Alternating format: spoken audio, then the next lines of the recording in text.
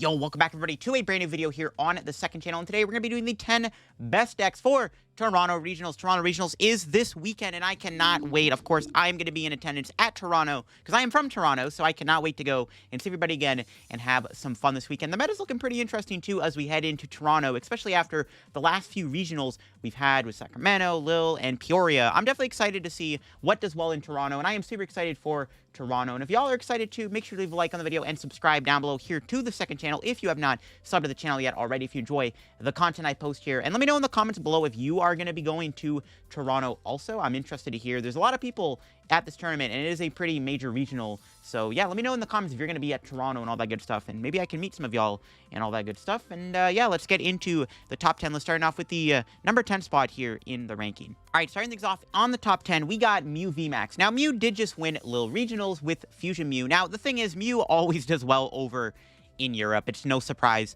I think that Mew is definitely in a bit of a shaky spot right now. I think there is, of course, a lot of threats for Mew, specifically Spiritomb being very popular right now. I mean, even Turbo Lost Box is playing Spiritomb, which is something that usually we don't see. But yeah, Turbo playing Spiritomb definitely does hurt Mew's potential quite a bit. But I do think that Mew is definitely still a really strong deck overall. With the return of Arc Piles, it actually isn't too bad for Meloetta Mew either. I think Meloetta Mew is probably going to have to be the way Mew is going to be played. I do think that the DT Mew deck is definitely really cool, but with how popular we're seeing even Charizard and Spiritomb right now, I don't know if it's worth it to play double Turbo Mew because of how good Spiritomb is, but Fusion Mew definitely is still very strong. It did just win Lille Regionals. Now, Fusion Mew is definitely a very risky deck to play right now, though. I mean, Charizard is still out there, and Spiritomb is still going to be played, in my opinion. So I think that Fusion Mew definitely is kind of just at the very bottom of the list in terms of, like, how good it is. But I think that Fusion Mew is still, like, a decent deck overall. And, I mean, if you're dodging all the Tombs and all the Charizards, this deck can have a pretty good run, in my opinion. And I think that Fusion Mew is definitely a pretty solid pick for Toronto still, and that still has it in the top 10 on this video. Giratina definitely is still a strong archetype right now, and it's starting to make a bit of a comeback. It did get top 8 at Lille, but I don't think that Giratina is still in the greatest spot right now. It's still obviously near the bottom of the list here, and that's mainly because of just how popular stuff like Lugia is right now. I mean, Colorless Lugia, in my opinion, just destroys Lost Tina, and I think it's going to be a bit of an issue. I do think that Lost Tina is still fine, and with the return of the Arc Piles, I do think that Lost Tina has a bit of merit in the meta right now, but I don't think Arc Pile is so popular that Lost Tina is obviously just going to return all of a sudden. I think the deck is still fine, and I mean, if you're somebody who is accustomed to playing Giratina, you know the deck, you know your matchups, you know how to pilot it, even in this meta with Colorless Lugia, I would still maybe just give it a spin. Overall, it's still like a fine deck. It does have a bit of shaky matchups right now, and I even think that like the Turbo Lost Box matchup also isn't the greatest, so it definitely has shaky matchups, but I think Giratina is starting to return a little bit into the format nonetheless. I think it's still a fine archetype right now, nothing too crazy, and with the popularity of Lugia, it definitely is a little scary. So we'll have to see where Giratina goes for Toronto. It's not the worst play you could have, though, and again, with Arc Piles returning, it could be an okay deck. Again, if you're just somebody who's comfortable with Giratina, I think it definitely is a decent comfort deck, in all honesty. If you know how to pilot the deck properly and play it, I think that it's an alright play for Toronto still. Alrighty then, next up, of course, we do have Rapid Strike, which definitely does seem like a deck that you basically have to hit the good matchups in order for the deck to do well. And with how good and popular Lost Zone is right now, I actually don't think Rapid Strike is in a bad spot. I definitely think it is risky because of how popular Lugia is. But I do think that even with the popularity of stuff like Lugia, Mew being on the downswing is definitely a big deal for Rapid Strike. I think it's actually a safe play. It's one of those decks that if you know how to play it properly and you're feeling good on the matchup roulette, it's not a bad play. I also expect Miraidon to be super popular in Toronto, and I think that's also going to be a very big deal for these Rapid Strike players. I mean, Miraidon doesn't, like, lose to Rapid Strike because, like, it actually can beat it still, but the Urshifu does give you a little bit of leverage in that matchup, so I actually think that it's good. And with the return of the Arc Pile decks, that's another matchup I think that Rapid Strike definitely doesn't mind seeing either. I think that Rapid Strike's actually in a decent spot right now. It's just risky with how popular Lugia is, and it does tend to lose to itself sometimes, or sometimes you just get really bad bricks, but Rapid Strike is definitely not a bad play for this tournament, and it's a deck that if you're feeling confident with it, you definitely could bring it out and do well with it, and maybe go 9-0 like Alex Kreckler did in Sacramento. Definitely kind of those, it's a bit of a riskier deck for sure, but I think that it does have potential to do well, and somebody can definitely have a hot run with it. Next up are the Arc Pile decks. Arc Piles are kind of coming back now, and that's exciting as I am a huge fan of the Arc Pile decks. There's actually quite a few different ways to play Arceus right now, especially in our format where there's a lot of untapped potential for Arceus. I do think that Arceus is coming back in a big way, and it's pretty exciting to see. Now, it looks like the main way Arc is going to be played right now is, of course, with the Bibarel engine and having access to cards like Charon's Care pretty good. I do have a couple Arc Pile decks here as examples for what could see play. Of course, we do have that Arceus Gyarados VMAX deck from Sacramento, but then there's also stuff like Arceus Duraludon, something that Braden Elfert played to Sacramento and got 9th place with. This deck also got top 8 at Little Regionals in the Seniors Division, so definitely is a deck that is on the come-up right now, is the Arc Duramawile deck. But just any Arc Pile. I mean, it doesn't even have to just be like Gyarados or Duraludon. It could be anything, like Flying Pikachu, Leafeon, Superior, Umbreon. I don't even know. There's just so many different Arc Pile ideas out there that I think Arc Pile is starting to make a comeback. The big thing that scares me about playing Arc Pile, though, is if Giratina starts to resurge. And also, I am a little bit scared of Miraidon. That's ultimately going to be one of the things that holds Arc Piles back, is Miraidon. And I think Miraidon is going to be pretty popular in Toronto, and I think that's going to be a very bad thing for Arc Pile. And that's one thing that is kind of scaring me about playing the deck, is just there's so many people that will be playing Miraidon in Toronto, because there's a lot of people in Toronto that like to play Miraidon. It's a very popular deck in Toronto, and that's very scary for the Arc Pile. But I think Arc Pile is still great right now. It's got a good matchup spread, depending on how you build your Arc deck and how you combat the meta, and if you test it, and maybe if you figure out the key to beating Miraidon, maybe Arc Pile's a better deck than I might expect. I do think that stuff like Miraidon is going to scare it off a little bit, but I do think that Arc Pile is pretty good and is starting to make a comeback in the format, and that makes me pretty excited. Next up, we got Charizard. Now, Charizard is definitely kind of falling a little bit in power rankings. I mean, going into Peoria, it was very good and popular, and even after Peoria, it's still okay. But I do think that Charizard is starting to slip through the cracks a bit. I think with the popularity of stuff like Chien-Pao, the return of the Arc Pile decks that play Judge Path, are all very scary for Charizard. So I think Charizard is definitely in a fine spot still, but I do think that it's starting to slip a little bit in terms of how good it is, because a lot of decks are now starting to have ways to beat Charizard a bit easier, and I think that is obviously a very scary thing for Charizard with the popularity of Path and Judge right now, and of course Chien-Pao. It is a bit scary, so I think we're going to see a lot less Charizard, and I don't know if it's the safest play. It's not the worst play ever. Charizard is definitely a deck that just kind of does its thing, gets the job done, and there's a lot of untapped potential for Charizard too. I mean, we've seen like, what, 4 different ways to play it recently. Even in Lille, we saw like a build playing Bibarel and Path, no Pidgeot, which is kind of crazy. So there's definitely a lot of untapped potential for Charizard, and with the different variants running around right now with Lawson, Gallade, Arvinzard, and Arceus Charizard, I think Charizard's unique diversity is definitely really strong. But with the counters that Charizard has to face right now, it definitely is a bit scary. Personally, I wouldn't play Charizard in Toronto. But I do think that Charizard is a fine deck, and I think people will play it just because it is Charizard. Not because they think it's a good deck, just because it's literally just a cool card, right? But I do think that Charizard is still fine in the format, but with some counters popping back up, it's definitely looking a little bit scarier for Charizard. It could be a bit of a riskier play for sure.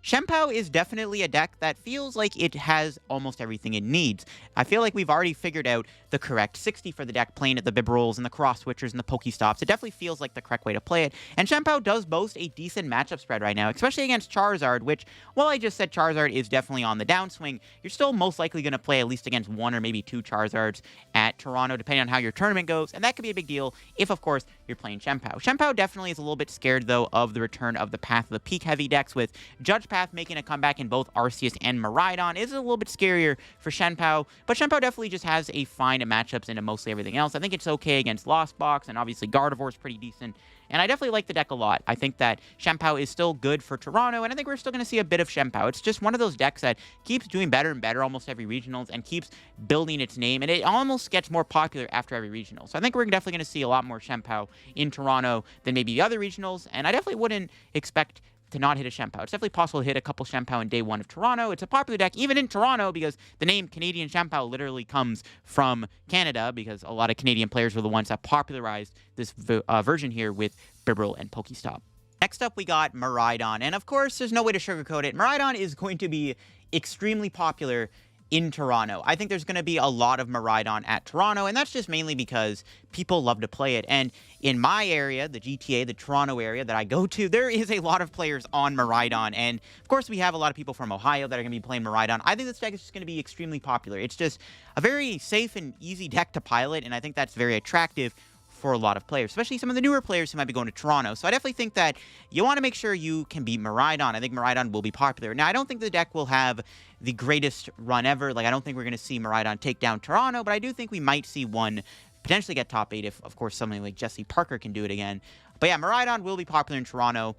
I just wanted to say that. I don't think the deck is, like, super good. I only have it this high due to how popular it's going to be. Like, in theory, reality, I think Miraidon is maybe number 7, maybe number 6 on this list. But because it's going to be extremely popular in Toronto, I had to put it high on the list. Whether or not I agree with how good the deck is, different story. Miraidon is Miraidon at the end of the day, and it will be popular in Toronto, as there is a lot of people in Toronto who like to play the deck, and a lot of players from Ohio that like to play it. It's just a very attractive deck to a lot of players because it's easy to play, easy to win with, and can just cheese wins out of nowhere because of turn 1 donking and judge path. So yeah, especially a lot of Miraidon. Definitely test that matchup before we go into Toronto. Gardevoir definitely is not going anywhere anytime soon. Guardy is just a pretty straightforward archetype right now that you have to be very good with in order to do well with it. It's a deck that has a lot of potential to beat almost anything. I think its Miraidon matchup being really good is also very helpful. But I think the big thing with Guardy is just obviously not tying with it. You want to avoid tying with the deck if you can, and you want to make sure you can play the deck well and fast to get games done and not have a bunch of ties on your record. But Guardy's just still a great play, and if you are somebody who's good with Guardy, knows how to play the deck, can play fast with it, I think Guardy is still a great play. It's got a good Miraidon matchup. I think its matchup spread is just good in general. I actually think it's not bad against the Arc Piles either, depending on what kind of Arc Pile you're playing against. Like, maybe you want to tech a Penny in the deck or a Rope or something to help against the Arc matchups. Or if you're playing against Arceus, just don't bench Radiant Greninja maybe. So definitely some ways you can go about playing the Guardy deck into the Arc matchup. But yeah, Guardy's really strong right now, and I definitely think that it's going to be played. I think there's still going to be some top players in Toronto who will play the deck because it's just a very strong deck. It's got a good matchup spread, and I think can beat a lot of decks right now, especially with how popular Miraidon's going to be. I think that's going to be a big deal for Guardy. I really do like Brent Tonnison's list here with the double reversal, the workers, the collapsed. The Mew EX definitely is sneaky. We are seeing some Guardies also play Spiritomb right now, which is also something to keep your eye on if you are somebody who's eyeing up playing Gardevoir to Toronto. Definitely keep your eye on the amount of Spiritomb that is going to be played in Guardy, because it is another card that some Guardy list will be playing, and you could also try it out yourself in Guardy. And of course, we got to talk about Lugia. Lugia is very strong and pretty well positioned going into Toronto. Now, yeah, Miraidon is going to be really popular, which is going to be a bit of a problem for Lugia. But I do think that Lugia is still just a strong deck. With the amount of Lost Box and Gardevoir and even Arc Piles, I think are not bad for Lugia. Like, if Lugia doesn't like get path cheesed out of the game, I think the Arc Pile matchup actually isn't that bad. Depending on what build Lugia you're playing, whether you're playing Colorless or Single Strike. I do think that Colorless is probably still the best way to play it right now. It's got the better matchup spread.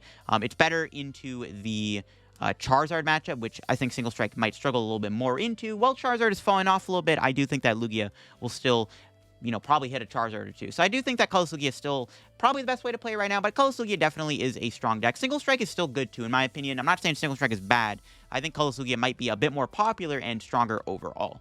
But yeah, and it also won Sacramento, which is another big deal too. It is a regional winning deck, which does have that under its belt. So yeah, expect to see a lot of Lugia in Toronto. It's probably going to be one of the most played decks in the tourney, in my opinion. It's it's not an easy deck to play. It's actually there's honestly a lot of little plays you can make with Lugia to make it actually kind of a skill-expressive deck, but it is still a deck that anyone can honestly pick up and win with, because literally turn 2 Lugia Archeops combo is a little broken. So it's still a deck that, newer players might be attracted to, despite it actually still kind of being a bit of a harder deck to pilot properly.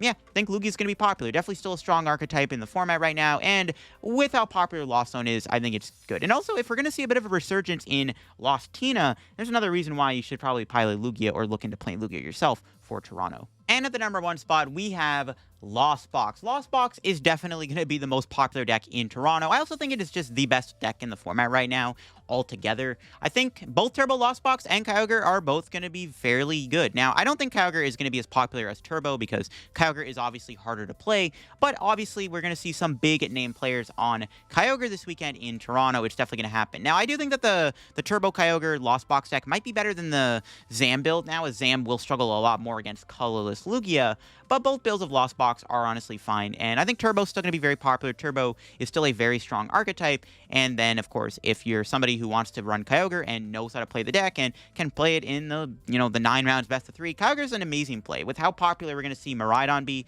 I got no doubt in my mind that Kyogre is going to be extremely good and very strong. If you're somebody who can pilot Kyogre very well and is good with the deck, I genuinely think that a Kyogre player can easily get day 2, in my opinion, because especially if you're playing against less skilled players who know how to play against Kyogre properly, or maybe just don't know what's going to happen, I think that's a big deal. But yeah, Kyogre is a great deck. In my opinion, I think Kyogre is the play for Toronto if you actually know how to play the deck properly.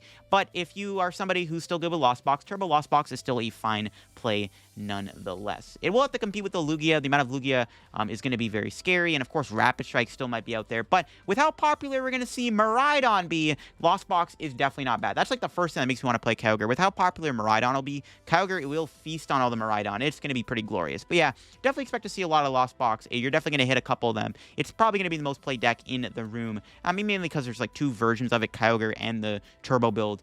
But it's definitely the best deck and the one that I think will see the most amount of play and represented. And I think we're going to see some big players on the Kyogre Lost Box deck. But yeah, that'll be for me on today's top 10 video for Toronto Regionals. Let me know what you think of the top 10 down below. Is there any deck I maybe missed out on that could have made the top 10 list? I am interested to hear down below. Let me know if you're going to be going to Toronto too. Like I said, I'm excited to hopefully meet some of y'all. I will be there, of course, and I'm excited for Toronto. I still got to figure out what I'm playing myself. But yeah, maybe this top 10 video kind of gave me some insight, which yeah, we'll see. Anyways, hope y'all enjoyed the video. Catch y'all later, and bye-bye.